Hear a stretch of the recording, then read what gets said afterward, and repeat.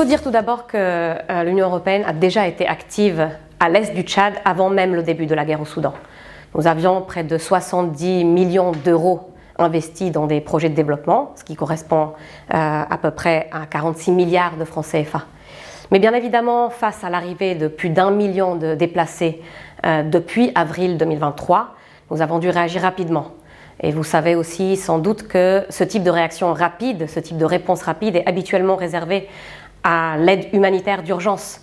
Mais dans ce cas précis, l'Union européenne a mobilisé de façon exceptionnellement rapide plus de 60 millions d'euros supplémentaires, à savoir quelques 40 milliards de francs CFA, pour la coopération au développement, pour soutenir à la fois les réfugiés soudanais et les populations hôtes qui les accueillaient.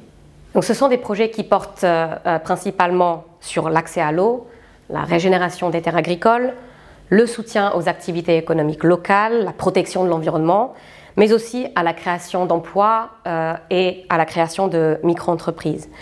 Tous ces projets sont bien évidemment alignés avec les priorités du plan national de réponse à la crise soudanaise à l'Est qui a été élaboré par le gouvernement tchadien.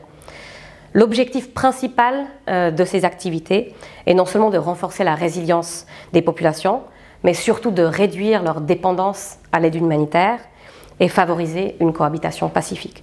Parce que nous aimerions que les réfugiés soient perçus comme une opportunité de développement économique pour la région, parce que c'est ce qu'ils représentent réellement.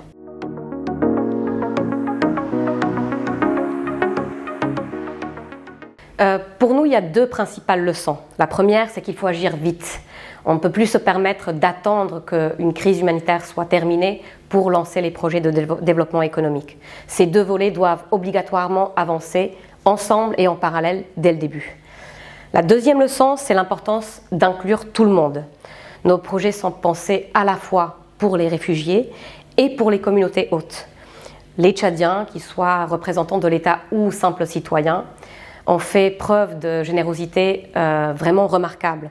Et c'est pourquoi nous essayons, à travers nos projets, de garantir un accès équitable à l'eau, aux terres agricoles, mais aussi à des sources de revenus pour tous. Nous soutenons aussi la cohabitation pacifique à travers des comités de gestion locale où siègent ensemble réfugiés, retournés et Tchadiens hôtes.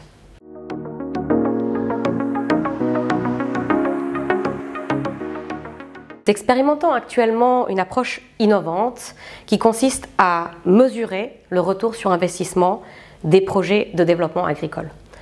Donc, par exemple, dans le Wadaï, un soutien de 36 000 francs CFA en semences et outils permet de produire une récolte d'une valeur de plus de 100 000 francs CFA, ce qui permet de remplacer l'équivalent de 6 mois d'aide alimentaire pour une famille moyenne.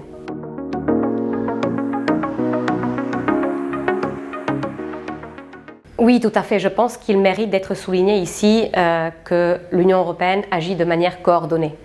Donc, à côté des investissements dans le développement économique que je viens de mentionner, l'Union européenne a aussi mobilisé depuis le début de la guerre au Soudan près de 135 millions d'euros, ce qui correspond environ à 90 milliards de francs CFA en aide humanitaire d'urgence pour répondre aux besoins en aide alimentaire, santé ou abri par exemple.